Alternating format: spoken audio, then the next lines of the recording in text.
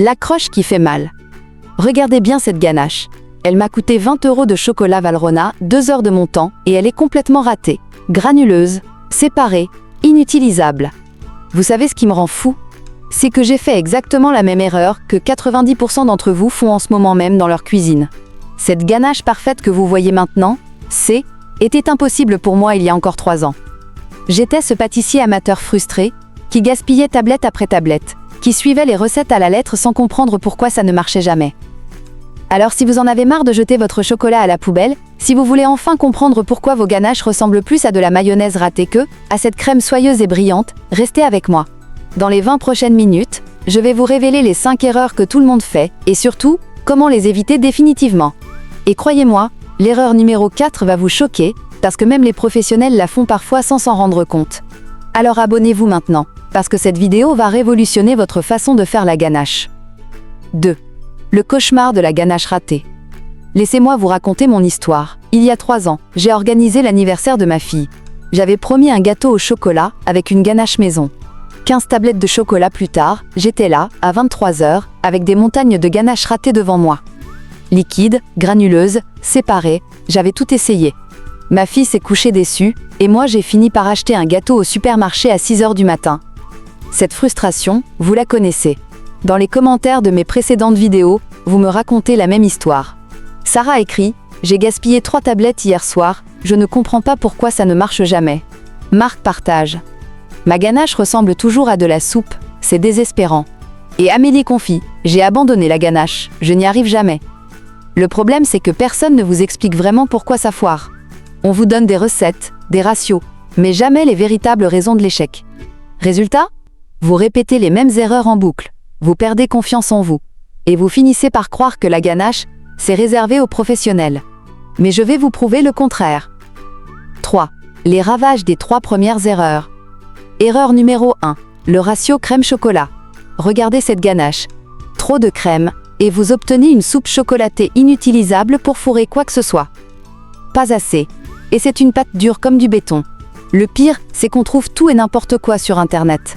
Certains disent 1 sur 1, d'autres 2 sur 1, d'autres encore inventent des ratios bizarres selon la couleur de leur tablier. Erreur numéro 2. La température de la crème. Vous voyez cette ganache qui se sépare? C'est ce qui arrive quand votre crème est trop chaude. Elle casse l'émulsion et bonjour les dégâts. A l'inverse, si elle n'est pas assez chaude, le chocolat ne fond pas complètement, et vous vous retrouvez avec des grumeaux impossibles à rattraper. Erreur numéro 3. La technique de mélange. Cette ganache granuleuse, c'est le résultat d'un mélange trop énergique ou fait n'importe comment. La plupart des gens se jettent sur leur fouet dès que la crème touche le chocolat. Grave erreur. L'émulsion, ça se respecte, ça se cajole, ça ne se brutise pas. Ces 3 erreurs coûtent en moyenne 50 € par mois aux amateurs de pâtisserie. 50 € de chocolat gaspillé, sans compter la frustration et la perte de confiance. Mais tout ça, c'est fini aujourd'hui.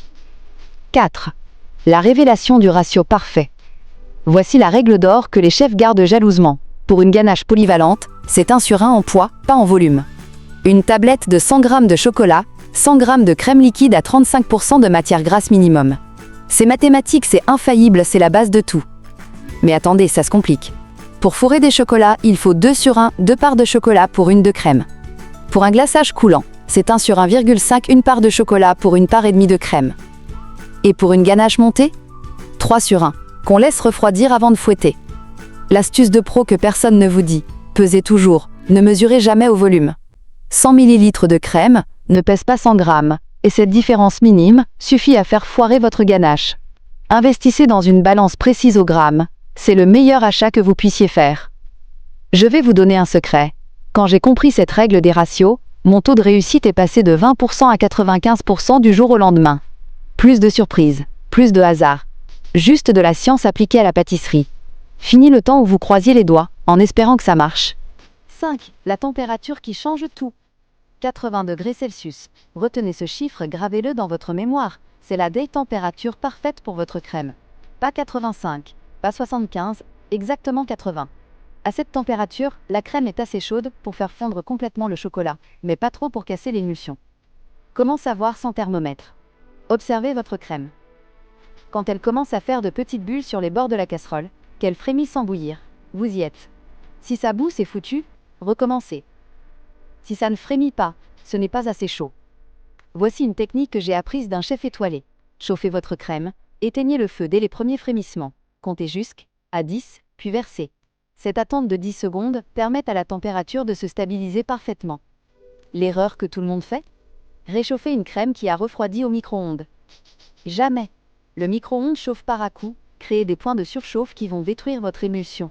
Si votre crème a refroidi, remettez-la doucement sur le feu, remuez constamment et surveillez comme le lait sur le feu.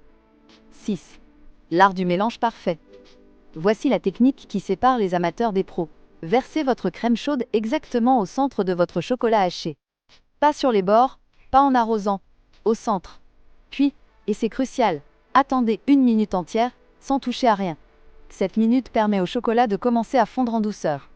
Après cette minute, prenez une spatule souple, jamais de fouet, moins, et commencez à mélanger du centre vers l'extérieur, par petits cercles concentriques. Doucement, méthodiquement, sans précipitation. Vous devez voir l'émulsion se former progressivement, la mixture passer d'un aspect hétérogène à une crème lisse et brillante. La plupart des gens paniquent et se mettent à fouetter énergiquement. C'est l'erreur fatale. Vous incorporez de l'air dans votre ganache, vous risquez de la faire mousser, et surtout, vous brisez l'émulsion naissante. La patience est votre meilleur allié. Un dernier secret, si votre ganache vous semble un peu épaisse, ajoutez une cuillère à soupe de crème chaude et mélangez délicatement. Si elle est trop liquide, ajoutez un peu de chocolat fondu au bain-marie. Ces ajustements se font toujours en fin de processus, jamais au début. 7. Le secret du chocolat que personne ne connaît. Voici l'erreur numéro 4, celle qui va vous surprendre. Le pourcentage de cacao de votre chocolat détermine tout. Un chocolat à 50% ne se comporte pas du tout comme un 70%, et encore moins comme un 85%. Plus le pourcentage est élevé, moins il contient de sucre et de beurre de cacao, plus il est difficile à émulsionner. Pour débuter, choisissez un chocolat entre 55% et 65% de cacao. C'est le sweet spot, équilibre parfait entre goût chocolaté et facilité de travail. Les chocolats à moins de 50% donnent des ganaches trop sucrées et instables. Ceux au-dessus de 75% demandent une technique parfaite et plus de matière grasse. Mais voici le secret que les industriels ne veulent pas que vous sachiez. Vous pouvez faire une ganache parfaite avec du chocolat de supermarché, Nestlé Dessert, Lindt, même certaines marques distributeurs fonctionnent très bien. L'important n'est pas le prix, c'est la régularité du pourcentage de cacao et la qualité de émulsifiant qu'ils contiennent. J'ai testé 15 chocolats différents pour cette vidéo. Résultat? Certains chocolats haut de gamme à 30 € le kilo m'ont donné des ganaches catastrophiques, tandis qu'un chocolat à 4 € de chez Carrefour m'a donné une ganache parfaite. Ne vous laissez pas impressionner par le marketing. 8. L'erreur fatale de conservation. Erreur numéro 5, la plus vicieuse, vous réussissez parfaitement votre ganache, elle est magnifique, et 24 heures plus tard c'est un bloc dur comme de la pierre. Ou pire, elle a blanchi, elle s'est séparée, elle est devenue granuleuse. Le problème?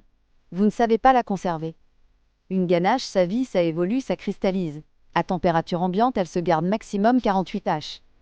Au frigo, 1 semaine. Mais attention au choc thermique. Si vous la sortez brutalement du froid, l'émulsion va casser. La technique? Sortez-la 30 minutes avant usage, et si elle a durci, réchauffez-la au bain-marie en remuant doucement. Jamais de micro-ondes pour réchauffer une ganache, vous allez créer des zones de surchauffe qui vont détruire l'émulsion. Le bain-marie, c'est doux, c'est contrôlé, c'est professionnel. Si votre ganache a blanchi ou s'est séparée, ne paniquez pas. Mixez-la avec un peu de crème chaude au mixeur plongeant, elle retrouvera son aspect initial. Le secret des professionnels? Ils ajoutent une pointe de beurre en fin de préparation.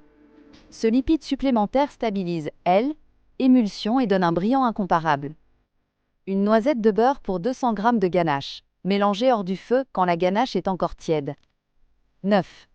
Les techniques de maître chocolatier. Maintenant que vous maîtrisez les bases, voici les techniques qui vont faire de vous un expert. Pour une ganache à l'alcool, rhum, cognac, Grand Marnier, remplacez 20% du poids de crème par votre alcool. Mais attention, ajoutez-le en dernier, hors du feu, sinon l'alcool va évaporer. Ganache colorée sans altérer la texture, utilisez uniquement des colorants liposolubles, jamais hydrosolubles. Quelques gouttes suffisent et mélangez-les au chocolat avant d'ajouter la crème. Pour une ganache au café, infusez votre crème avec du café en grains, filtrez, puis procédez normalement. Le troubleshooting express. Ganache trop liquide, ajoutez du chocolat fondu. Trop épaisse? Une cuillère de crème chaude. Granuleuse? Mixée au mixeur plongeant. Séparée? Bain-marie et patience. Blanchie? Réchauffement doux et mélange. Ma technique secrète pour une ganache extraordinaire. Remplacez 10% de votre crème par du lait concentré non sucré. Cette astuce donne une onctuosité incomparable et stabilise naturellement. C'est ma botte secrète, celle que j'utilise pour épater mes invités à chaque fois. Dix, votre transformation est accomplie. Voilà, vous avez maintenant toutes les clés pour réussir vos ganaches à tous les coups. Fini le temps où vous croisiez les doigts en espérant que ça marche. Vous comprenez désormais pourquoi ça marche, comment ça marche, et surtout, comment rattraper quand ça ne marche pas. Récapitulons vos nouveaux super pouvoirs. Ratio 1/1 pour débuter, crème à 80 degrés Celsius exactement, mélange doux du centre vers l'extérieur, chocolat entre 55 et 65% de cacao, et conservation intelligente. Ces 5 règles vont transformer vos cuisines en laboratoire de chocolaterie professionnelle.